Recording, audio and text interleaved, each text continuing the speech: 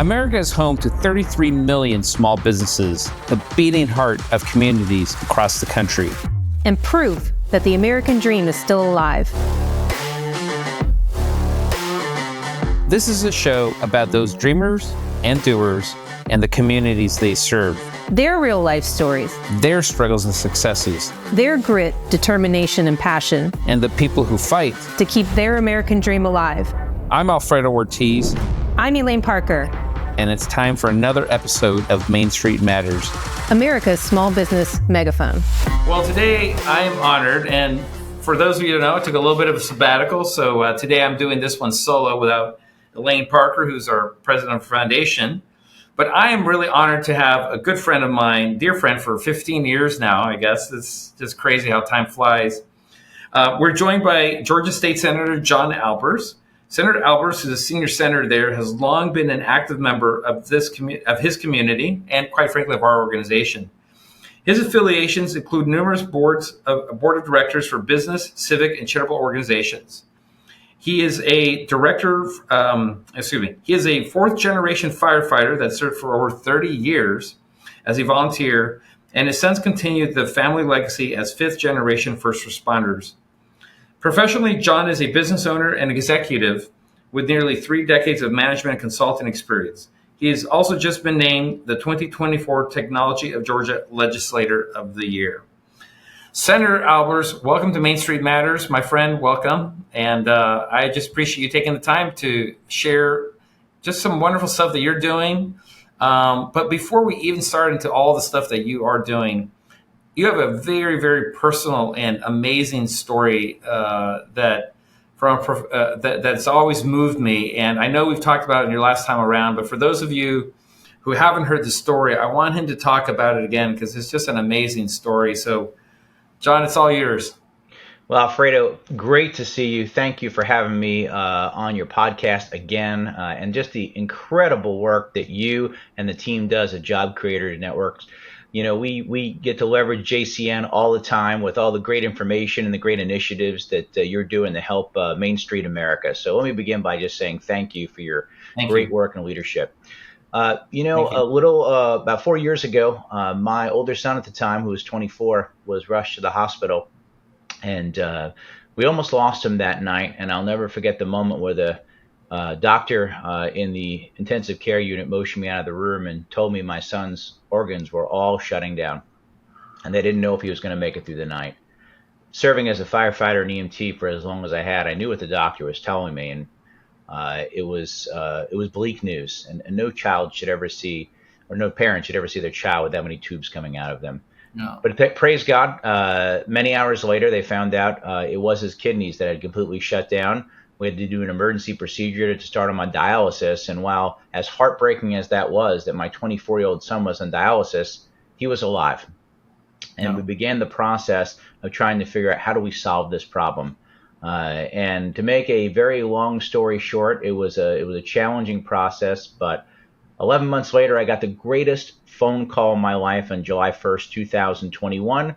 When the doctor said, "John, you're not just a match, you're a darn near perfect match, one of the best I've ever seen, to donate a kidney to Will." And 3 weeks later, we walked arm in arm to Emory Hospital University right here in Atlanta, Georgia. And I gave him what we commonly refer to as lefty, my left kidney. And I'm proud to report that 3 years and a few months later, he is 100% healed. He is doing great, thriving personally and professionally, healthy. As am I, and this is really part of my life calling now, Alfredo. I passed the Giving the Gift of Life Act in Georgia, and then I'm helping to pass it in all the states, as well as working on several different initiatives at the federal level. And today, if I could take a moment and put personal privilege, I'd ask everybody to make sure you do 2 things. One is make sure you signed on your driver's license and noted that mark that you'll be an organ donor. And the second thing is consider being a living organ donor, because God gave us 2 kidneys. We only need 1. And you can also donate part of your liver, which, believe it or not, is the only organ in your body that grows back. So all of us can do something. And my goal is to flip the list and make sure that nobody's ever waiting for a life-saving organ. There's so many of us waiting in line. Well, I mean, first of all, always is an amazing story. I mean, every time I hear that, it brings tears to my eyes. It's just, it's an incredible story, and thank God that you're feeling fine and your son's feeling fine, which is just great. Such a fine young man, so it's great to see that he's doing so good. Talk to us a little bit about what the specific work that you're doing on that front now, post that entire event, right? That you're working on from a legislator standpoint and across the country, working with national organizations. And talk to us a little bit about the process of being a kidney organ donor, because I think a lot of people see that and go, "Oh my gosh, I'm probably, what am I risking by doing that?" I mean, I think just an understanding of that, having gone through it yourself, would be really helpful. Oh, absolutely. Being an organ donor, and specific for me, being a kidney donor, was actually much simpler than you think it is. Since the surgery, which was very quick, I was home in 2 days. I was back to work in less than 1 week. And my recovery time was incredibly fast. Within 2 days, I was walking several miles. It was really a non-issue. In fact, believe it or not, those of us that donate organs, living donors, live an average of 4 years longer than the average human being does. So not only doesn't it negatively impact us, it actually positively impacts us. And I think that's because of our outlook on life, our concern about maintaining our health and helping other people. And for anybody that wants to get interested in that, it's very simple to do. I will make sure we have contact information out, but you just can Google. There's about 20 different places to do that. And for as legislation is concerned, the Giving the Gift of Life Act, I'm which sorry, started in sorry, Georgia. Judge. Do you have that on your website, information on the specific? That I sure do, on senatoralbers.com. And I also have it on our foundation website. We have a non-for-profit foundation called the Second Alarm, number 2nd-alarm.com. Okay, great. I want to make sure we highlighted that. Thank you. Oh, my pleasure. And the Giving the Gift of Life Act does two things that are important. The first thing it does is it makes sure that no one could ever lose or be denied life insurance if they're an organ donor. Well, you think about it, we live longer. It's actually a better plan for insurance companies to cover that. And the second thing is it increases a tax exemption from the state of Georgia or whatever state you live in. Why is that important? Well, you and I like returns on investment. That's what we talk about a lot in the business world. Here's a great return on investment. First and foremost, we save somebody's life. But secondarily, there's a 62-to-1 return on investment once someone gets a life-saving organ, because the cost goes down to a fraction from what it costs to be on dialysis and hospital visits and all those other things. So it's not just a great thing for life, but it's also a great thing for everybody's wallets. I'm also working on the federal government with making sure that if we transport an organ on a commercial airline, before 9/11/2001, those were always up in the cockpit. After 9/11, they were moved to the cargo hold, which has caused a lot of problems, and some organs did not make it in time. So we're trying to change that, as well as do some other tax incentives in the federal level, again, to save lives and save the government money. And it's not too often we get to say both of those things in the same phrase. Wow. I have to tell you, it's just amazing. I actually didn't know that you could just randomly give a kidney. So it's not like you have to wait for a family member to be sick or something like that to be able to do it, correct? Yeah, you can donate altruistically to somebody who needs it. Or there's a lot of folks often who literally will put stuff out online saying, hey, I need a kidney. Would you get tested? And you can give directly, or what's called a paired exchange, where you give to somebody who matches their person and vice versa. So there's all sorts of great ways to do that and to help other people out. And again, whether it's a kidney, it's a liver, people give stem cells. And of course, look, if any time that something happens to one of us, let's say we're in a bad car accident or something happens, I think one of the greatest things we can do prior to leaving this earth is to share life and give that gift of life to other people. And in my world, I hope that gives me a little more opportunity to be sent up to heaven with the Lord. Yeah, no, absolutely. Well, probably the only thing I'd be able to give is a big heart, but I think the rest of me is breaking down. So I don't know about that, but no, this is just amazing. Thank you for sharing that information, the personal story, and we'll make sure to highlight it as much as we can, because it's just something. And what I really love is just it's amazing how out of adversity, right, really comes some good stuff. And now the work that you're doing to try to promote it, this stuff in Georgia nationally, it's just really wonderful. And again, thank you for those efforts. We really do appreciate it. Well, I'm a faithful person, Alfredo, as I know you are. God could have had this happen to anybody. He had it happen to Yep. us for great purpose. And with that great purpose, we'll do this for the rest of the time that he allows me to stay here on earth. Yeah, yeah. No, this is wonderful. This is wonderful. Switching gears a little bit, last time I saw you was at our a wonderful meeting that is out in Roswell. It's probably been going on for I don't know how many years now, 20 plus years, a weekly luncheon. You shared an incredible story as well there about patriotism, and I just loved it. And if you don't mind, just maybe kind of as much as you can off the cuff, talking about that story because I thought it was just really wonderful, and I think everybody had a smile on their faces when they left that meeting. So, if you don't mind, I'd love for you to do that. I'd be happy to. My family is a lot of servants, as I say. We 5 generations of first responders, you mentioned, that many more veterans and military service. And I put up a picture of several of us, but the one I talked about specifically was my grandfather, Fred Albers. And, he was just that guy in this world that everybody loved. He would literally take the shirt off his back. He never met a stranger in his life. And he's somebody I always looked up to all the way up to when he finally passed away in 1994. And he's got an amazing story that in 1942, as soon as he could, he enlisted in was the Army Air Corps, which would become the Air Force later on. And he was sent out through basic training and then eventually became a bull turret gunner in a B-17 called Miss Lace. Miss Lace was named after a cartoon character in Army publications back then. And he met a group of friends there, specifically a friend named Waldo McIntyre. And they went all the way through basic training. They went through all the bombardier schools and then eventually were stationed in England and were doing the milkman missions, which were bombing over Germany. And in 1944, they were shot down over Germany. And unfortunately, the pilot, the co-pilot, the navigator, and others died that night. My grandfather and a few others were able to parachute out of the burning, smoke-filled plane and landed in a field in Germany and were surrounded by Nazis, loaded on to a rail car and sent to a German Stalag. And that's where he was for the next 14 months. And he's got incredible journals that he wrote that are in history books now. He really captured everything that was happening then. And the stories are great, which I won't tell you all today. But they do remember when the war got close to them and they woke up one day and there wasn't a Nazi around. But their fear was to be found by the Russians because they weren't always so favorable when they liberated prison camps. But thankfully, at the same time, the Russian army came in. At the same time, so did Patton's Third Army, thank God. And they were liberated. And on VE Day, he made it back to Camp Lucky Strike outside of Paris, where he was for a short time before they finally were able to get over to the coast, board a ship, and come home. He and his friend Waldo remained friends forever. In fact, I remember my grandfather lived up in Long Island, New York, and Waldo lived in Fitzgerald, Georgia.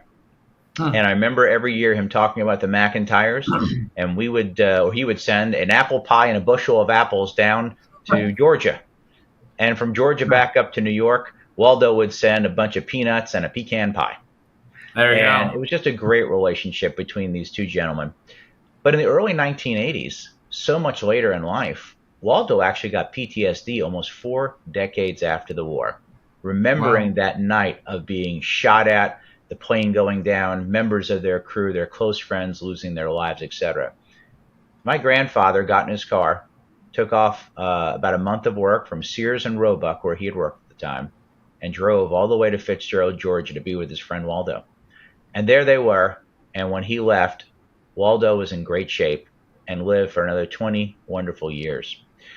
But the neat part about this story that goes even further than this incredible relationship, this incredible amount of patriotism is, just 2 years ago, I was downtown with some business folks, and we were talking about what we were going to do that weekend. And my friend Brad mentioned that he was going to be down in South Georgia visiting some friends and family. I said, "Wow, where in South Georgia are you going to go, Brad?" He said, "Oh, a little town called Fitzgerald." I smiled. I said, "That's incredible because I've got a family connection to Fitzgerald too." He said, "You do?" I said, yeah, you don't happen to know this family name called McIntyre, do you? Boy, Brad's just straightened up. He said, John, that's my kinfolk. I Oh couldn't wow. believe it. Yeah. I said, well, you've never heard the name Waldo, have you? Brad looked me serious in the eyes. He said, John, that's my great uncle.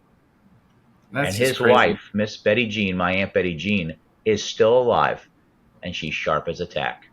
Dang. And Brad That called is her, amazing. and she picked up the phone in the first ring, and she said, Aunt Betty Jean, I'm here with a friend of mine, State Senator John Albers. He's the grandson of Fred Albers, and I'm not sure if you might remember that name. She says, remember it. I'm looking at his picture on the wall right now. He saved your great uncle's life. Wow. Just an awesome, connection. All those years later, both these gentlemen are definitely in heaven. And you know what? This is what America is all about: is that selfless sacrifice to help other people to preserve liberty and freedom. And Yeah. that's what we do. Yeah. Well, thank you for sharing. I mean, I just listened to that and I heard it and I was just so touched by it. And I wanted our folks, our listeners, to be able to actually hear that because it's an amazing story. So thank you for that. One last switch of gears here for you. It's coming back to something that's a little bit more near and dear to our hearts right now as we're nearing Election Day.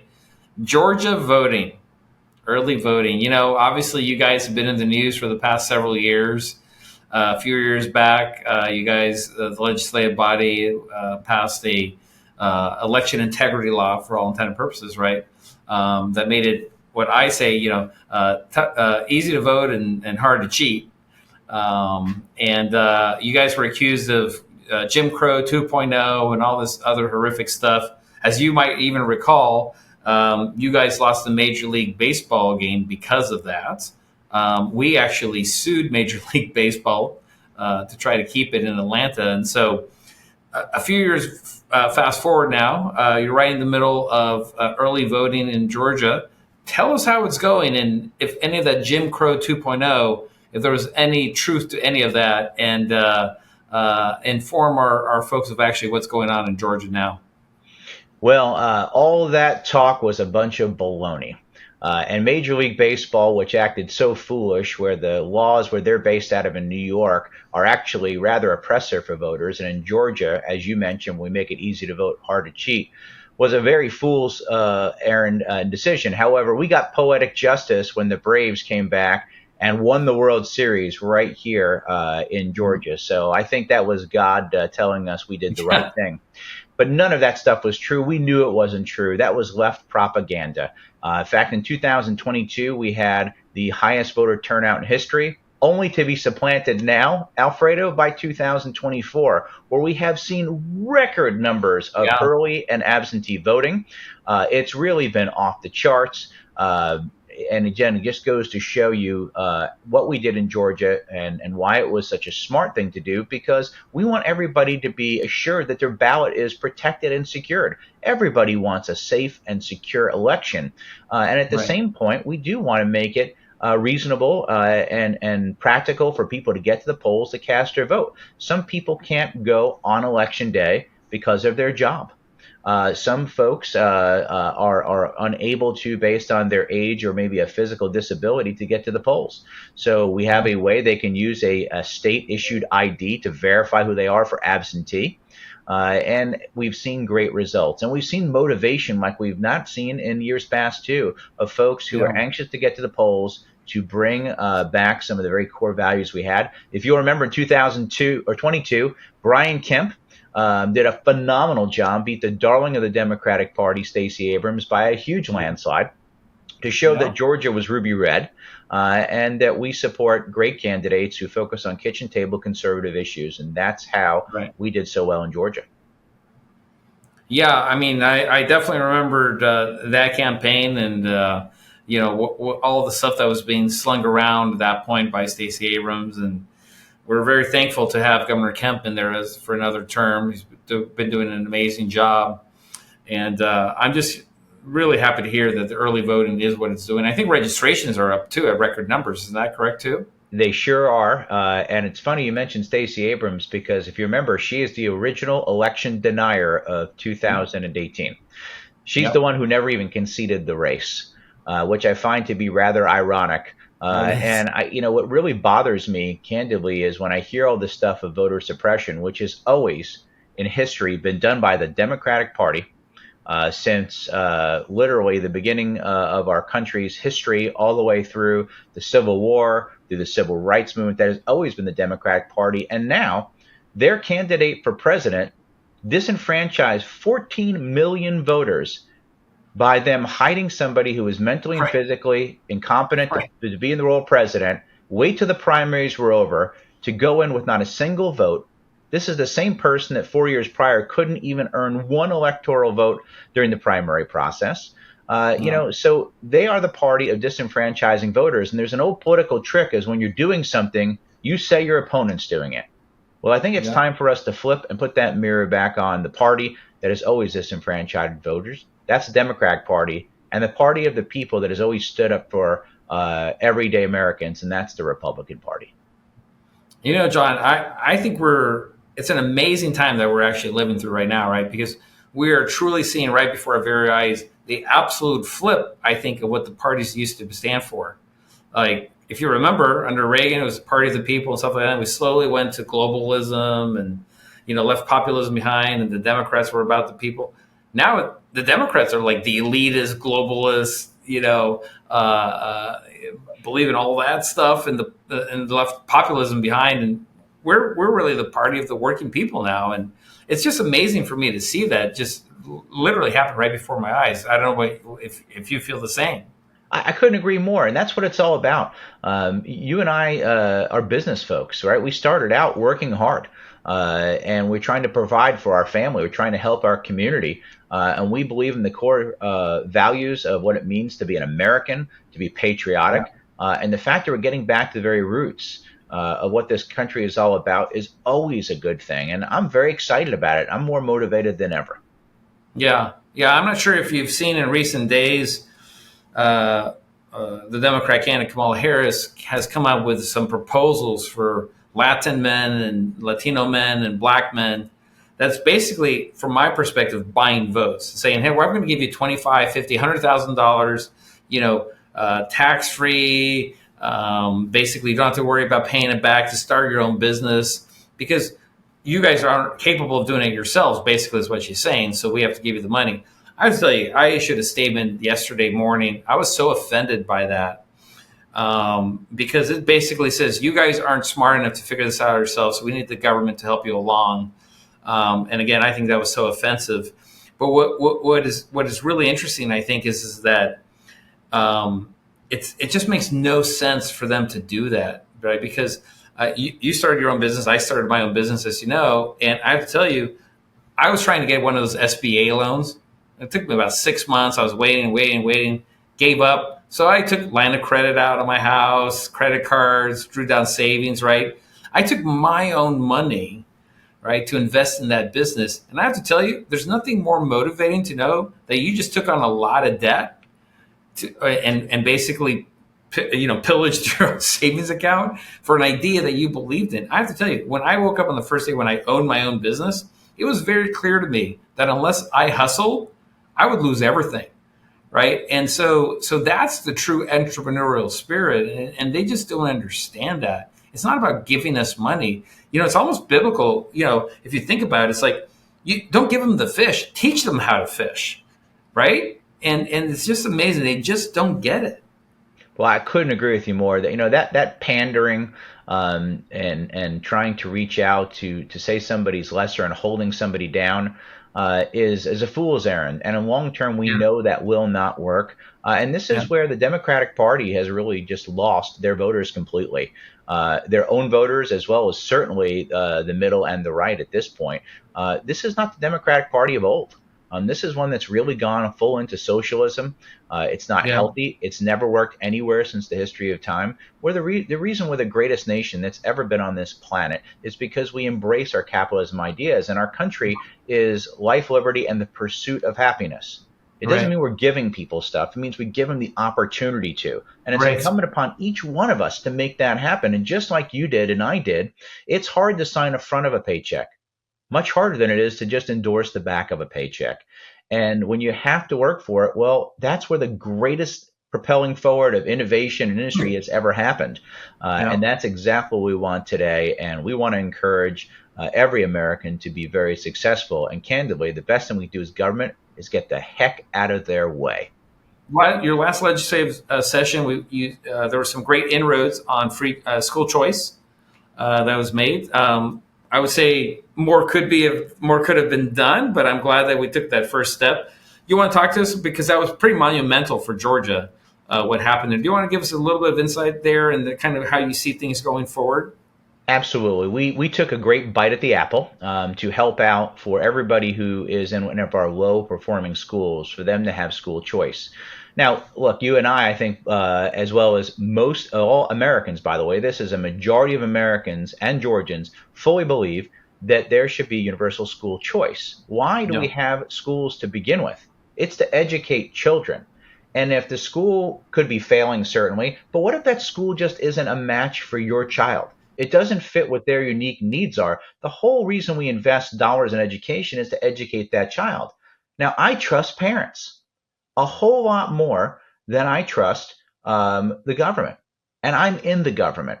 So the goal in Georgia now is, how do we take the next bite at the apple and the next bite of the apple to do what other states have successfully done, which is to allow the dollars to go with the child so we can give them the best education possible, whether that is in a private school, in a faith-based school, it's in the public school, it's a homeschooling. It really doesn't matter as long as they're getting the education that best works for them. And we have also seen that, this doesn't decimate public schools. In fact, it does the exact opposite. Everywhere that it's been Yeah. put in, there's a competition there. Just like you and I know in business works so Yeah. well. There's nothing better than healthy competition. And that means all the boats will rise with that tide.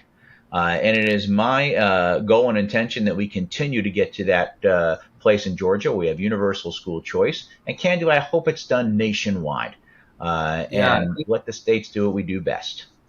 Yeah, no, I agree. So, it's interesting. I've spoken to a lot of governors that are trying to, Republican governors that are trying to do this in their states. And there seems to be a commonality of the challenge that existed. And I think it was the same in Georgia until you guys actually got it through. It seems as though rural Republicans have been the ones that are probably providing you the most speed bumps of actually happening. Can you provide for those legislators out there that need some insight that might be facing the same thing? What was kind of the special sauce that actually made it happen this time around, if you wouldn't mind sharing? I grew up in a rural area, Alfredo, so I do understand it's different whether you're serve a urban, a rural, or a very suburban district like I do. The challenge is oftentimes in a very remote area, you will have the largest taxpayer will be the school system. You figure all of the folks that are employed there, from teachers and bus drivers and staff and janitors, et cetera. So what happens is local elected officials are very close, obviously, as they should be, to all those members of their community. And there's almost a fear factor of why are you doing this to me personally, right? We're the largest Right. employer in the area. And Right. that's not healthy. But again, it's not a personal thing. It's a helping thing, right? Right. You and Right. I probably agree on 98% of all issues. And where I come from, that's an A plus. Yeah. But if Yeah. there's two things we don't agree out of 100, that's okay too. That just means we can all work together to do better things. And ultimately, that will help that local school system. So we have to go past a personal relationship and Right. get to where the right answer is for people. And look, they're a strong lobbying group. You've got everything from teachers unions, which we have a small amount of that in Georgia, not a lot, but we have a lot of associations. We've got groups of people who want to hold this back. And the funny part is the Democrats who fight us on school choice all the time, it's their communities that have most of the failing schools and need more than help than anybody else. So Yep. it's awfully ironic that we're doing things to help their constituents even more so sometimes than our own. And they're the ones who are fighting. I'd like to see them drop the rhetoric, drop the political banter, and get back and do what's actually right for those students and parents. Yeah, and in fact, you have an incredible legislator that I've had the pleasure of talking to and being on our show as well, Misha Maynor, who was a Democrat on the House side and became a Republican pretty much over this issue of school choice, and now she's being bashed left and right, by the Democrat Party because she made that choice, which is so unfortunate. Well, I'll let you know that you'll be happy to know that we have an effort that we've kicked off this year, and it's going to go into full drive mode after the elections and into next year. It's called My Kids, My Money, My Choice, which is basically all about universal school freedom and trying to put the emphasis on that on a national basis, actually helping to give those governors who are trying to get it done or broaden it in their states, like I think Governor Kemp is trying to do, give them some air cover and some great testimonials of states that have done it, like Arizona, Iowa, West Virginia, and hopefully provide them, enough incentive there to be able to vote to move this forward, because there are 55 million kids out there in public school system that are, I think, really dependent on us getting this right. And so far, based on the scores that I've seen on a national basis, we're the number one leaders in terms of spending per pupil, and we're number 49 out of 50 in terms of countries ranked on education. So something is definitely not working. I couldn't agree more, and it's time we revolutionize the entire education system, Alfred. I'll just leave you with this. We've been teaching the same way in America for 85 years, but the world has changed 10 times over. And with the advent of things like artificial intelligence and everything else, it's time we jumpstart and radically change and enhance our education system from kindergarten through 12th grade, all the way through the technical, college, and university system. Yeah, amen to that, brother. I will tell you, we really need to do that.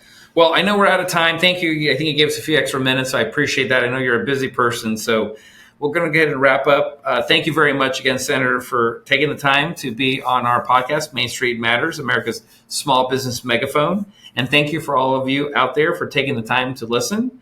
Main Street Matters is part of the Salem Podcast Network. New episodes debut every Wednesday and Friday. Please subscribe at salempodcastnetwork.com or wherever you get your podcast. And we'll be back soon with another episode of Main Street Matters. Goodbye for now.